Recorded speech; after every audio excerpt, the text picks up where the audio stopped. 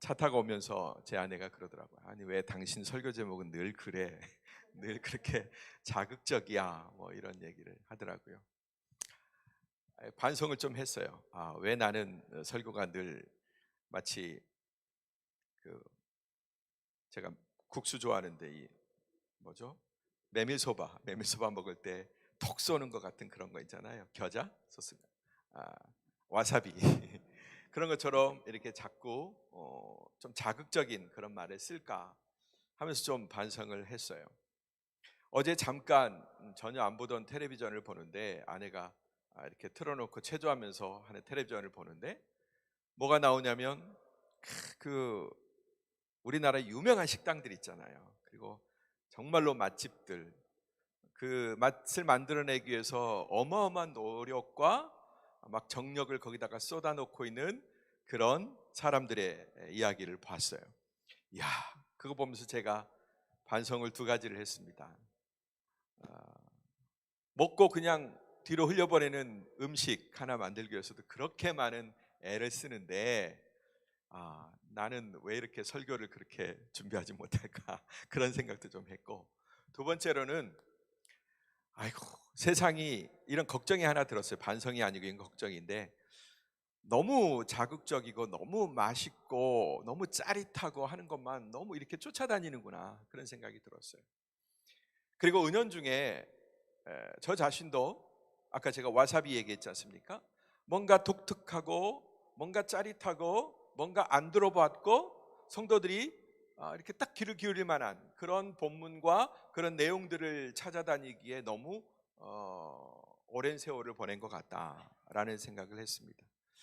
짜릿한 설교, 귀에 딱 들어오는 설교, 뭔가 다른 그런 걸 만들어내기 위해서 세상의 요리사들, 음식점을 경영하는 그런 분들처럼 얼마나 많은 노력을 했던가.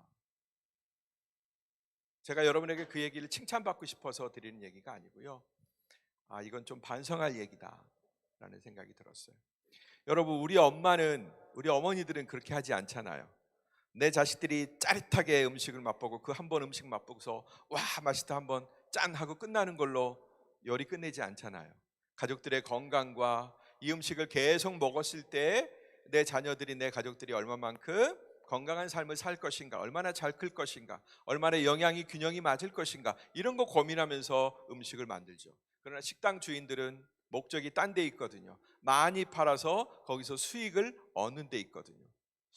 내가 장사꾼처럼 그분들 제가 폄하하는 건 아니고 마치 그런 마음으로 메시지를 준비하지 않았는가라는 생각이고, 그래서 이 설교를 도발적인 그녀들 이렇게 할 때 마치 자극적인 메뉴를 내놓는 것처럼 그렇게 제가 제목을 설정했다라는 반성이 좀 들었어요. 그래서 제가 좀 순화하고 싶었습니다. 순화하고. 그래서 그냥 뭐 도전하는 그녀들 아니면 뭐 남다른 그녀들 뭐 이 정도로만 표현해서도 얼마든지 좋았겠다라는 생각을 해봅니다.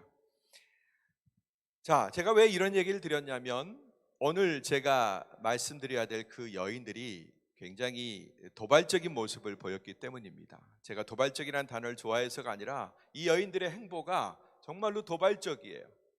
너무나 특이한 모습을 보여주고 있는 것입니다. 이들의 이름은 다말, 라합, 룻, 바세바 그리고 마리아입니다. 우리 한번 되뇌어 볼까요? 다말부터 시작. 다말, 라합, 룻,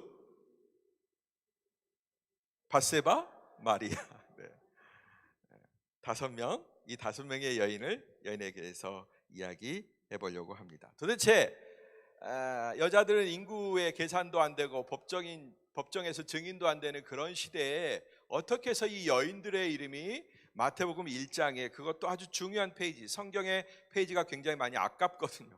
근데 거기에 옛날에는 두루마리 성경으로 많이도 기록해야 되는데 이 여인들의 이름이 기록되었을까? 그 이유를 오늘 제가 여러분과 함께 살펴보도록 합니다. 먼저 이 여인들의 이름이 마태복음 1장에 기록된 것은 먼저는 하나님의 은혜로운 초청에 근거한다라는 것입니다. 하나님의 은혜 아니면 설명할 수 없는 그런 내용이 존재하고 있다라는, 그런 배경이 존재하고 있다라는 것입니다. 먼저 이들은 하나같이 이방인이거나 이방인 취급을 당하는 여인들이었어요. 일부러 끈 겁니까? 아니죠. 예. 이방인이거나 이방인 취급을 당하는 여인이었다. 자, 먼저 다말은 누구냐? 유다, 야곱의 넷째 아들 유다의 며느리였어요. 그런데 이 다말에 대해서 얘기할 때 이 여인이 가나안 여인이었습니다. 유다 자신도 가나안 여인과 수아라는 여인과 결혼했고 자기의 첫 번째 아들 며느리도 가나안 땅에서 데리고 왔어요. 이 다말의 고향은 딥나라고 하는 곳입니다. 딥나. 여러분 딥나 들어본 적 있죠? 우리 사사기에서 삼손이 딥나의 여인을 찾으러 가잖아요. 이방 여인을 찾으러 가잖아요. 바로 그곳 출신입니다. 자, 두 번째, 라합은 어떤 여자냐? 아시죠? 라합. 자, 이스라엘 백성들이 요단강을 건너서 가나안 땅에 탁 들어가는데 거기에서 맨 먼저 만난 성읍이 어디예요? 바로 여리고입니다. 여리고. 여리고는 인류 역사상 가장 오래된 사람들이 거주하던 그런 곳이에요. 굉장히 오래전부터 사람들이 그곳에서 거주하고 있었습니다. 그런데 바로 그 족은 아모리족이라고 그래요. 바로 그 가나안 땅에 아주 중요한 부족이 있었는데 여리고 성을 점령하고 있었던 그 부족들의 이름은 아모라이트, 아모리족이라고 얘기합니다. 그 아모리족이었어요. 라합은 이스라엘과 피 한 방울 섞인 여인이 아닙니다. 그렇죠? 이방 여인이에요. 그 다음에 룻은 어떻습니까? 여러분 잘 알다시피 제 설교 룻을 여러분들이 들으셨는지 안 들으셨는지 모르겠습니다만은 룻은 이스라엘에서 요단강을 건너면 있는 요단 동편에 있는 모압 여인이죠. 모압 땅의 여인이죠. 하나같이 이방 여인인 것을 우리가 발견하게 됩니다. 그러면 밧세바는요? 밧세바를 설명할 때 뭐라고 설명하죠? 햇사람 우리아의 아내라고 얘기합니다. 이 햇이라는 것은 히타이트 족속을 얘기합니다. 고대 근동에서 이 애굽하고 힘을 견주었던 지금의 터키 지방에 자리를 잡았던 그런 민족인데 나중에 애굽과 자중질환이 일어나서 망해가지고 그 강력한 철기 문명을 이끌었던 부족인데 민족인데 망해서 막 흩어져 버리고 말았습니다. 그 중에 우리아가 바로 그 사람이었던 거예요. 이 사람들은 태어나면서부터 전사합니다. 철기 문명을 이끈 사람이에요. 다른 나라들은 전부 다 청동 갖고 칼을 만들 때 이 히타이트 사람들은 철을 재련해서 무기로 활용할 줄 알았고 전차를 만들었던 민족입니다. 그래서 애굽의 이집트의 람세스가 전쟁에서 그 옛날에 남아 있는 기록들을 보면 람세스가 히타이트와 전쟁에서 그 유명한 람세스가 패배하는 그런 결과를 보여주는 것입니다. 이 햇사람 우리아의 아내예요. 그러니까 이 햇사람 우리아의 아내니까 역시 햇사람일 가능성이 많겠죠? 적어도. 아니면 이스라엘 여인이었다고 하더라도 이방 여인과 결혼한 여인이란 말이에요. 그러니까 이방인 취급을 당하기에 충분한 조건을 가지고 있죠. 그 다음에 마지막 마리아. 마리아는 유대인이잖아요, 목사님. 네, 맞아요. 유대인입니다. 그런데 마리아가 살고 있었던 곳이 어디예요? 나사렛입니다. 갈릴리 나사렛. 여러분 유대인들에게 갈릴리 나사렛이 어떤 곳이었는지 아시죠? 예수님이 나사렛 출신이라고 하니까 나사렛에서는 선한 것이 나올 수 없다라고 얘기할 정도로 나사렛은 완전 이방 취급을 당하던 곳이었어요. 헬라가 와서 예루살렘을 완전히 다 점령하고 했을 때 일부 열심당원 사람들이 열심히 있던 유대인들이 갈릴리로 피난을 했어요. 근데 그 갈릴리로 피난하는 것이 거기서 뭐 끝까지 저항하는 사람도 있었지만 그 갈릴리 주변에는 이방 민족들이 벌써 헬라 사람들이 그리스 사람들이죠. 이 사람들이 데카폴리스라고 하는 10개의 도시를 건설하고 이방 문화가 그냥 쫙 넘치던 곳이었단 말이에요. 그러니까 우리나라로 얘기하면 저 이태원과 같은 그런 곳이에요. 그런 곳입니다. 뭐 외국 사람들이 막 드나들고 얼굴이 다른 사람들, 언어가 다른 사람들 그곳에서 많이 만날 수 있는 바로 그런 곳입니다. 그러니까 나사렛에서는 선한 것이 나올 수 없느니라. 바로 이스라엘 사람들은 저 나사렛 동네를 아주 천대시하고 이방 민족과 결혼했거나 피가 섞였거나 그들의 문화를 받아들인 아주 천박한 사람들이다라는 풍조가 쫙 깔려 있는 거예요. 그러니까 이 5명의 여인들을 공히 바라보면 이들은 전부 다 이방 여인이거나 이방 사람 취급을 당하는 사람들이었다라는 것입니다. 그런데 이들이 결혼이라는 제도를 통해서, 특별히 고엘, 룻기에서 설명드렸던 고엘이라는 제도를 통해서 다말도 그랬고요, 그 다음에 룻도 그랬고 이스라엘 민족으로 편입되는 것을 보게 됩니다. 라합도 결혼을 통해서 이스라엘 민족 안으로 편입된 여리고 여인입니다. 그리고 굉장히 이들의 직업이나 하는 일들이 굉장히 좀 우리가 이 동방예의지국에서는 굉장히 천대하는, 그 다음에 율법에 근거해서 살아가는 사람들은 굉장히 무시하는 그런 일들을 벌이죠. 다말은 창녀로 변장을 하잖아요, 그죠? 그 다음에 라합은 어때요? 기생 라합이라고 성경에서 분명히 소개하고 있죠. 여관업을 하는, 술을 팔고 몸을 파는 그런 여인이었던 거죠. 이런 천대를 받는 신분이었다. 그럼에도 불구하고 그들은 하나님의 은혜에 근거해서 언약의 백성 안으로 초청을 받았다라는 것입니다. 이들의 이름이 마태복음 1장에 떡하니 기록된 첫 번째 원인은 우리는 하나님에게서 찾아야 된다. 은혜 베푸시는 하나님, 조건을 따지시지 않는 그 하나님의 은혜로 이들이 예수님의 족보에 편입되었다라는 것입니다. 두 번째, 이들의 특징은 하나같이 목숨을 건 모험을 감행한 당찬 여인들이라는 거예요. 모험을 걸었는데 그냥 대충 모험이 아니라 그냥 번지점프 정도 하는 그런 모험이 아니고, 이 모험은 목숨을 거는 그런 모험이었다라는 거예요. 그리고 이 여인들은 그걸 감행한 아주 당찬 여인이었다라는 것입니다. 목숨을 걸 만큼 당찬 여인이었다라는 거예요. 자, 볼까요? 타마르라고 얘기한 다말. 이 다말은 감히 시아버지의 아기를 갖잖아요. 여러분 모르신 분이 계실까봐 잠깐 설명드리면, 다말은 엘이라고 하는 남자와 결혼합니다. 근데 그가 악해서 여호와께서 죽이셨어요. 그러니까 유다가 자기 둘째 아들 오난을 형수에게 보냅니다. 근데 이 오난이 형수에게 씨를 안 주려고, 자기 씨가 안 되니까, 자기 후손이 안 되니까 형수에게 씨를 주지 않으려고 바깥에다 설정을 하죠. 그러니까 그도 악해서 여호와께서 죽이시죠. 그리고 마지막에 셀라가 남았는데 이 아들까지 주면 마지막 아들이 죽을까 봐 유다가 주지 않죠.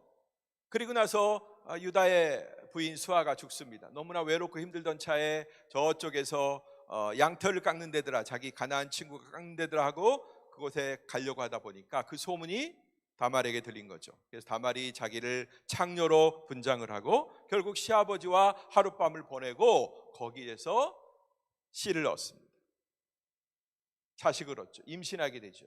그래서 결국 다말은 시아버지로부터 자기 아들을 낳는, 정말로 회개망측하죠. 우리들의 윤리와 도덕으로는 도무지 이게 용납이 안 되고, 옛날 목사님들은 그 유교사회, 유교 문화가 아직도 버젓이 남아있는 그때 어떻게 이런 설교를 하셨을지 잘 모르겠어요.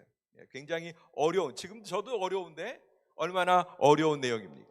그렇게 아기를 가진 분이에요. 당시의 사회 간행법으로는 다말은 죽을 수밖에 없습니다. 가늠한 여인, 가늠한 사람들은 율법 자체가 용서하지 않습니다. 그런데도 이 여인은 그걸 감행하죠. 실제적으로 시아버지 유다는 다말을 내어서 불사르라, 사람들 앞에서 공개 처형을 하라 라고 명령까지 내렸거든요. 자기의 씨라는 사실을 모를 때. 그런 모험을 감행한 여인이다라는 것입니다. 라합은 어땠습니까? 더 심하죠. 하룻밤 그저 묵으러 온 이스라엘의 정탐꾼 아닙니까? 그런데 그 정탐꾼을 호위하고 호대할 이유가 뭐가 있습니까? 그런데도 불구하고 그들을 목숨을 걸고 숨겨주고 목숨을 걸고 도망가게 만들지 않습니까? 그죠? 하마터면 그 일로 인해서 자기는 민족의 배반자요 국가의 배반자로 딱 찍혀서 바로 일가가 몰수될 수, 생명이 다 없어질 수 있는 그런 위기죠. 그의 직업이 여관업을 하는 여인이라고 그랬죠. 무슨 어마어마한 무슨 공부를 했거나 어떤 의식을 가졌거나 이렇게 됐을 거라고 기대를 전혀 하지 않습니다. 근데도 불구하고 이 여인은 하나님에 대한 소망을 가졌고, 그 정탐꾼들에 대해 뭐라고 얘기했습니까? 당신들의 하나님 상천하지 하나님 아니신가? 우리는 당신들이 애굽을 건널 때 행한 일들에 대해서 우리는 들었다. 저 아모리 족속들에 대해서 행한 모든 일에 대해서 들었다라고 하면서 국가를 배반하는 그런 여인이었던 것입니다. 이 역시도 당연히 역적죄로 무섭게 다뤄져야 되죠. 룻은 어떻습니까? 이 이스라엘은요, 지금도 여러분 이스라엘 여행하시면 기분 나쁠 때가 굉장히 많이 있어요. 제가 이집트에서 그 타바 국경을 통해서 그 세 국경이 만나는 곳이거든요. 그 홍해의 에일랏이라고 하는 곳입니다. 이스라엘에서는 에일랏이고, 그 다음에 요르단에서는 아카바고, 그 다음에 이집트 쪽에서는 타바라고 얘기하는 바로 그곳인데, 거기서 국경을 통해서 에일랏, 지금의 이스라엘 땅으로 들어간 거예요. 근데 여러분, 제가 슈퍼에 슬리퍼가 하나 필요해가지고 신발이 너무 뜨거워서 슬리퍼를 하나 구입하러 갔습니다. 그러니까 제가 손님 아니에요, 여러분? 우리나라에서 손님이 왕 아닙니까? 그런데 신발을 파는 조그마한 이제 10대 꼬마 아이가 그냥 이렇게 딱 보면서 살라면 사라는 거예요. 우리는 너한테 팔아주는 거지 네가 우리한테 사주는 게 아니다라는 거예요. 가만히 보면서 살라면 사고 말란 말어. 이 조그마한 꼬마 아이가 외국인에 대해서, 한참 어른인 외국인에 대해서 그렇게 대우하는 걸 보았습니다. 이 이스라엘 사람들은 이방인들을 굉장히 깔아보는 그런 게 있습니다. 굉장히 자기를 선민의식으로 무장되어 있어서 이방 사람들은 막 불결한 개처럼 여기는 그런 의식이 존재하고 있다라는 것입니다. 자, 룻은 어때요? 자기를 그렇게 개 취급하는, 저 이방 여인 예수님 앞에서 자녀의 떡을 취하여 개들에게 주는 것이 마땅치 않다 이렇게 모욕하셨잖아요. 그때 그 여인이 뭐라고 그래요? 주여 올소이다. 그러나 개들도 주인의 상에서 떨어지는 걸 먹나이다. 그 믿음과 동일한 거죠. 바로 그것을 깨고 자기가 천대받고 자기를 적대시하는 그 나라 가운데로 뭐 남편도 없이 의지도 없이, 그것도 오히려 나오미는 어떻게 보면 자기의 책임이지 자기의 보호가 아니잖아요. 그죠?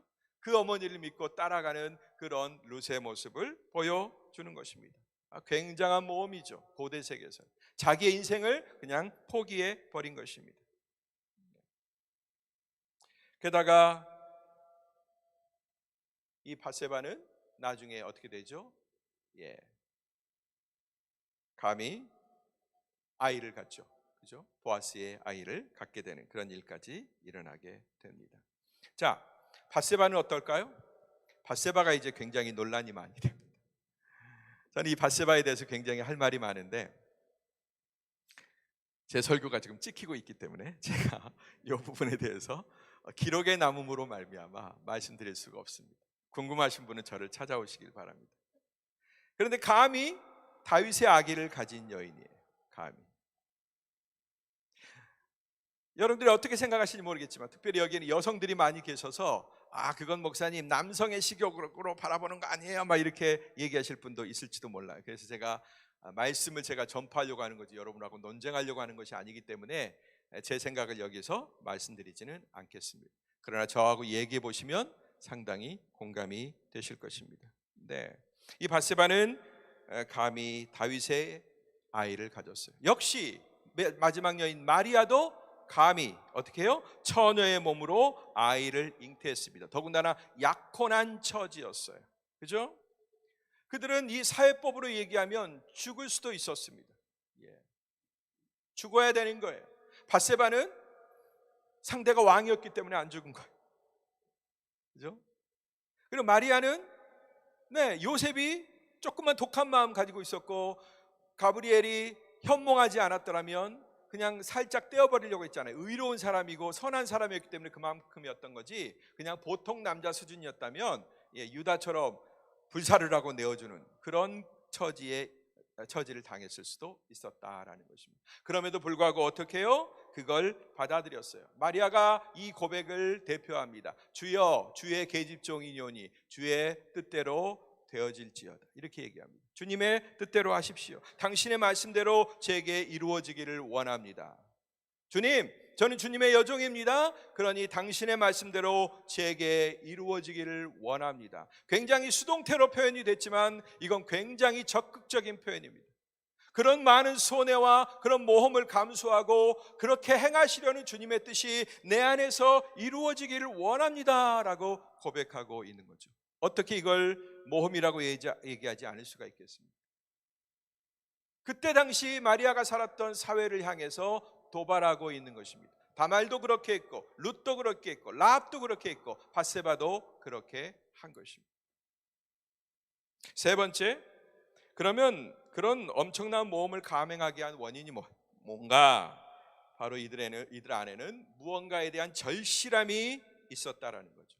그 절실함이 그녀들을 목숨을 건 모험을 감행하게 한 원인이었다라는 것입니다. 다말은 언약의 자손을 얻기 위한 절실함으로 자신이 죽을 수도 있는 상황을 스스로 끌어들이는 모습을 보게 됩니다. 수동적으로 당하는 게 아니에요. 그 상황을 자기가 짭니다. 자기가 주도적으로 그걸 만듭니다. 그 상황을. 그래서 그 상황을 자기에게 끌어들이는 모습을 보게 됩니다. 어쩔 수 없는 상황 가운데 끌려가 가지고 어떻게 하는 것이 아니라, 할 수 없이 어떻게 하는 것이 아니라 그 상황을 자기의 인생 안으로 끌어들이는 모습을 보게 되는 거죠. 그리고 베레스라는 아들을 낳았습니다. 그 다음에 라합은 그녀의 고백대로 상처나지의 하나님의 보호 가운데로 들어가고자 했던 거예요. 여러분, 여리고는요, 그 당시에 그 가나안 땅에서 가장 강력한 성읍입니다. 나중에 여러분 성지순례 가신 분도 있고 가실 분도 계시겠지만, 그 여리고성이 쌓았던 토성의 그 두께와 그 지대를 보면 이곳이 고대로부터 왜 사람들이 오래 전부터 그렇게 정착했는지를 아시게 될 거예요. 그 아모리 땅에서 가장 강력한 가나안 땅의 첫 성이었던 것입니다. 첫 성이라는 말은 가나안 요단강을 건너서 처음 만나는 성이라는 의미도 있지만, 그 모든 성 중에 우두머리다라는 그런 의미도 있는 것입니다. 그런 엄청난 파워와 힘의 지배를 벗어나서 그 땅에 있으면 그냥 그럭저럭 먹고 사는 거예요. 비록 하는 일은 천박했지만 그럼에도 불구하고 뭐 별 이상 없이 자기 자신과 가족들을 먹일 수 있는 그런 위치에 있었습니다. 그리고 이스라엘을 선택할 하등의 이유가 없어요. 왜요? 믿어보지 않았기 때문에. 그 하나님을 경험해보지 않았고 그 하나님의 사랑을 느껴본 적도 없기 때문에, 자기가 출애굽한 것도 아니고 저 아모리의 왕 시온과 싸워본 것도 아니고 그런 승리를 자기가 직접 맛본 게 아니기 때문에, 그냥 소문만 들었기 때문에 그냥 소문으로 터부시할 수도 있겠습니다. 그러나 그녀는 그 상황도 자기 안으로 끌어들이는 것을 보게 됩니다. 그리고 자신의 비참한 운명, 웃음을 팔고 수부를 팔고 몸을 팔고 그렇게 자신과 가족을 챙겨야 되는 그런 운명으로부터 벗어나고자 했던 거죠. 그 정탐꾼들을 숨겨주는 과정이 얼마나 주도적입니까? 옥상에다 3대 아래 숨겨놓고 그들의 경찰이 찾아와서 어딨냐라고 수색해도 떨지도 않고, 얼굴 하나 변하지 않고 벌써 가버렸다 얘기하고, 어두울 때가 돼서 창문으로 줄을 매달아서 정탐꾼들을 내어 탈출시키고, 대단한 도발을 보여주는 것입니다. 뭔가에 대한 절실함이죠. 뭐예요? 상처나지의 하나님, 그 놀라운 능력으로 이스라엘 백성들을 이집트에서 끌고 나오신 그 하나님의 보호 가운데 들어가서 이 비참한 이 여리고성에서의 나의 운명을 이제는 정결하고 싶다, 끝내고 싶다. 주 예수 하나님으로 말미암아 새로운 인생, 그 민족과 함께 새로운 인생을 살고 싶다라는 소망으로 저는 그녀가 이런 모험을 감행했다고 믿습니다.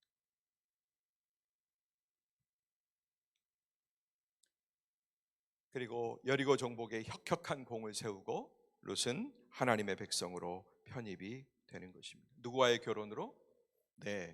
자기 집에 정탐 왔던 그 정탐꾼 중에 한 명하고, 살몬이라고 하는 용감한 유다 남자하고 결혼을 해서 유다 백성으로 편입이 되었습니다.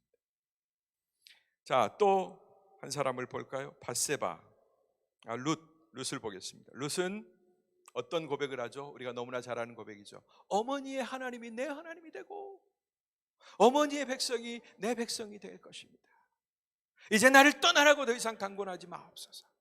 이 고백으로 어머니의 입을 쫙 닫게 만들었던, 더 이상 아무 말도 못하게 만들었던 그런 위대한 믿음의 고백의 여인이죠. 어떤 절실함이 있었을까요?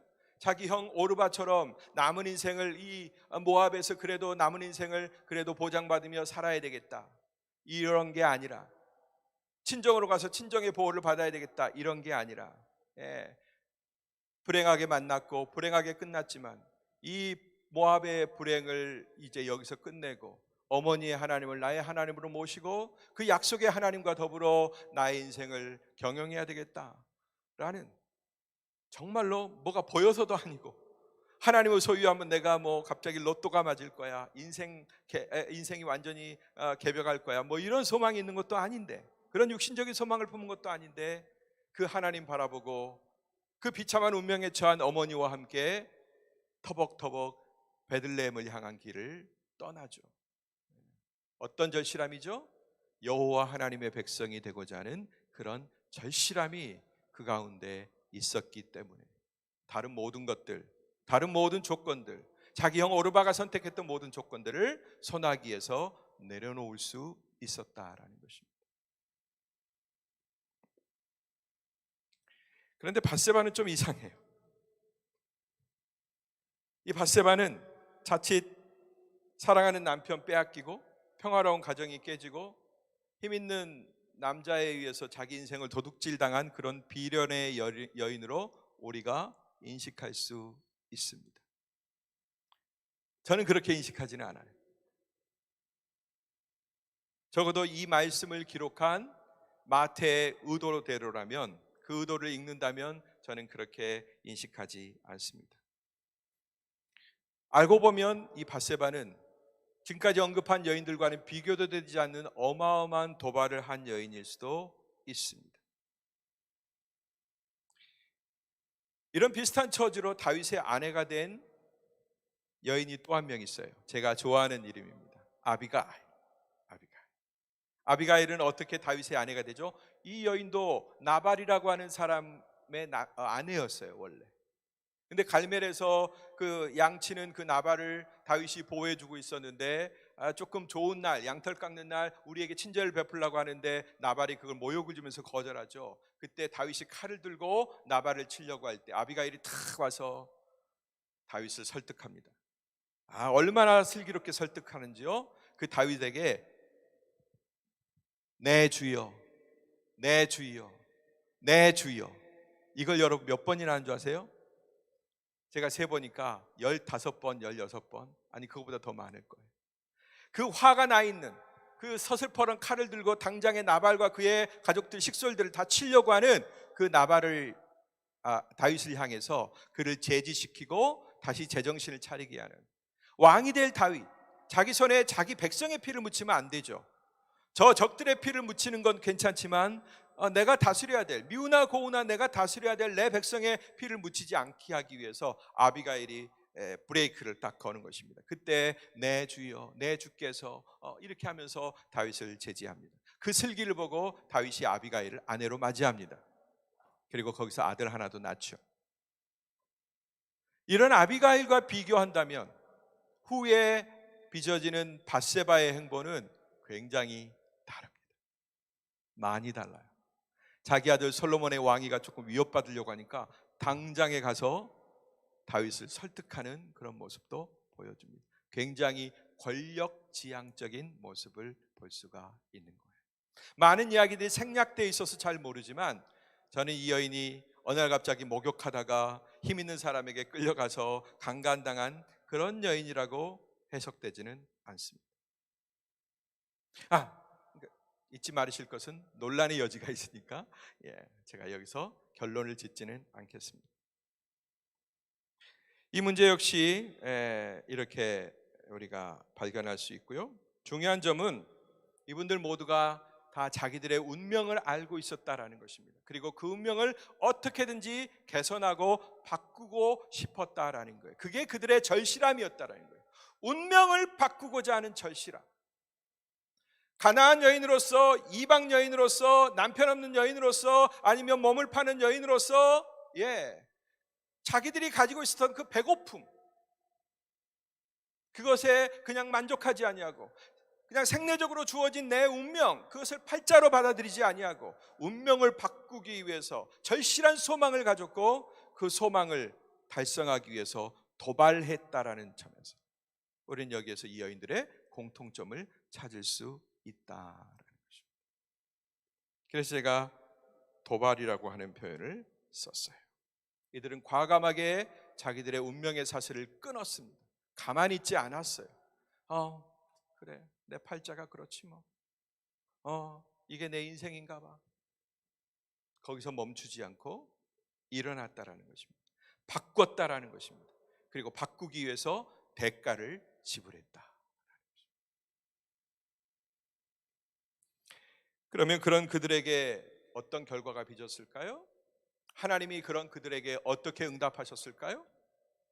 이 못된 여인들 같은 이런, 어떻게 너희들이 세상 질서를 그렇게 도발하고 깨려고 그렇게 하느냐, 내가 엄연히 세워놓은 세상 질서가 있는데 너희들은 어떻게 거기에 도발하지? 하면서 야단치셨습니까? 그렇지 않습니다. 그 여인들에게 하나님은 하나같이 은총을 베풀어 주셨어요. 다말이 어떻게 됐습니까? 베레스라고 하는 아들을 낳았습니다. 그래서 룻기의 마지막에 베레스의 족보를 기록하고 있는 거죠. 여러분들이 마지막 그 룻기의 설교는 조금 반복해서 들으셨으면 좋겠어요. 내 이름은 베레스. 이 베레스라는 족보는 유다 족보에서도 독립적인 계파를 형성하게 됩니다. 12지파의 그냥 족보로 쫙 갈라지는데 그중에 특별히 이 베레스가 하나의 독립적인 지파로 민족으로 아니면 어떤 족속으로 이렇게 남는 것을 보게 됩니다.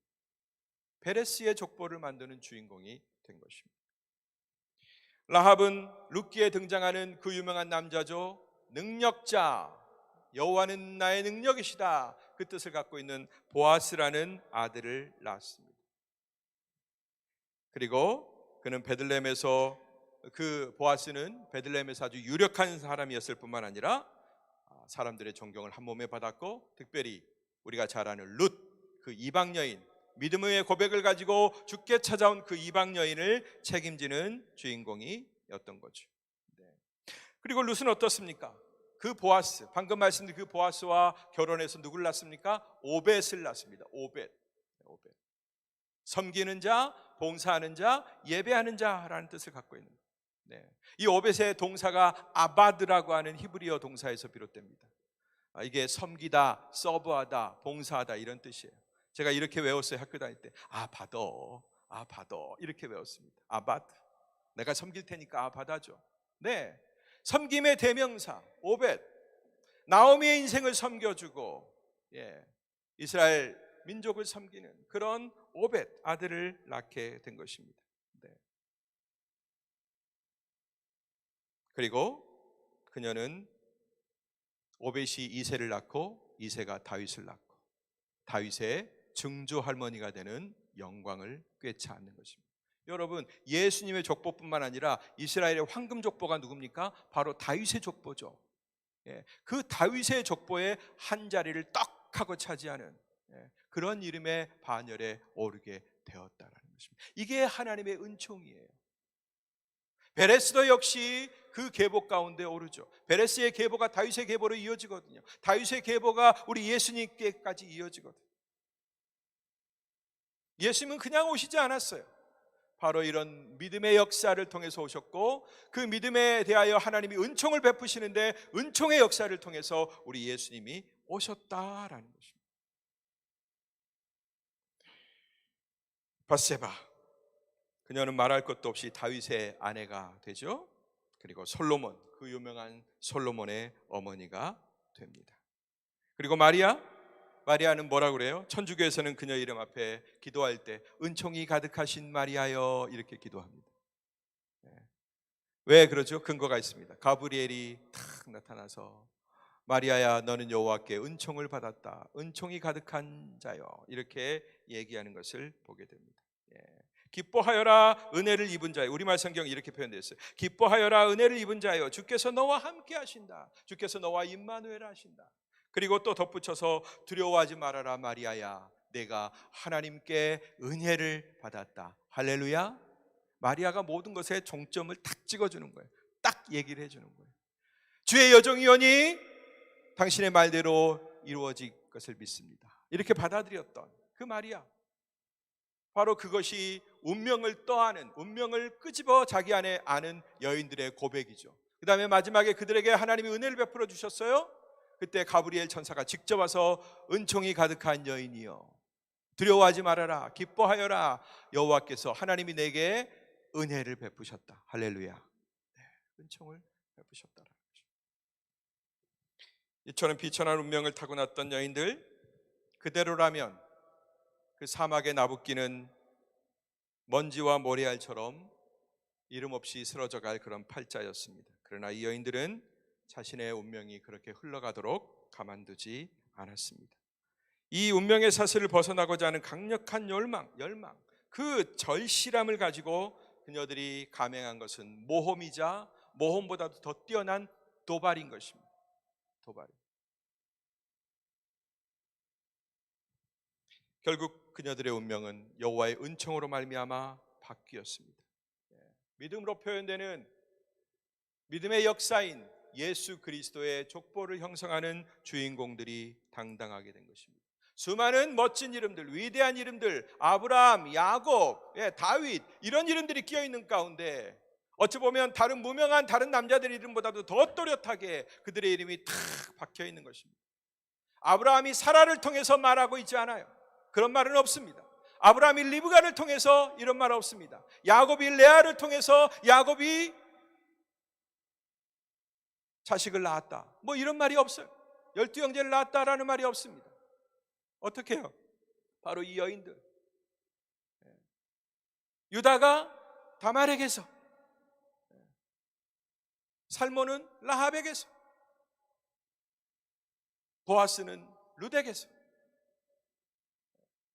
솔로몬은 밧세바에게서, 그리고 예수는 마리아에게서 그렇게 나왔다라고 성경이 기록하고 있는 것입니다. 이게 마태가 굳이 일부러 이걸 꺼려하는 유대인들의 그 꺼려함을 다 의식하면서도, 이게 마태복음은 유대인들을 위해서 쓰여진 복음서거든요. 그 유대인들이 이거 보면 별로 안 좋아할 것을 뻔히 알면서도 불구하고 이 이름들을 굳이 일부러 박아놓은 이유다라는 것입니다. 이 예수 그리스도의 족보는 아브라함과 다윗의 자손 예수 그리스도의 세계, 그 세계를 형성하는 그 이름들은 바로 이런 이름들이어야 된다, 이것을 강조하고 있는 것입니다. 여러분이 저런 믿음의 세계를 산다는 것은 결코 간단한 일이 아닙니다. 그리스도의 이름과 그 명예를 우리의 시야로부터 숨기고 감춰버린 이 세상 가운데서 그 이름의 명예를 획득하기 위해서는 우리는 여기서 힌트를 얻어야 되는 것입니다. 수많은 성경의 이름들이 있죠. 다른 아름다운 에피소드를 가지고 있는 여인들의 이름도 있습니다. 그러나 그런 이름들이 여기에 기록된 건 아닙니다. 이스라엘의 어머니라고 말할 수 있는 사라의 이름이 기록된 것도 아니에요. 레아와 라헬의 이름이 기록된 것도 아닙니다. 이 5명의 여인의 이름이 기록되었다라는 거죠. 이상한 스토리를 가지고 있는 이 비천한 여인들의 이름이 기록되었다라는 그 의미는 바로 하나님의 구속의 역사, 예수 그리스도를 통해서 결론 지으신 그 구속의 역사는 이런 도발하는 사람들, 믿음의 모험을 감행하는 사람들과 함께 쓰여진다라는 것을 우리에게 웅변하고 있는 것입니다. 할렐루야. 특별히 여인들.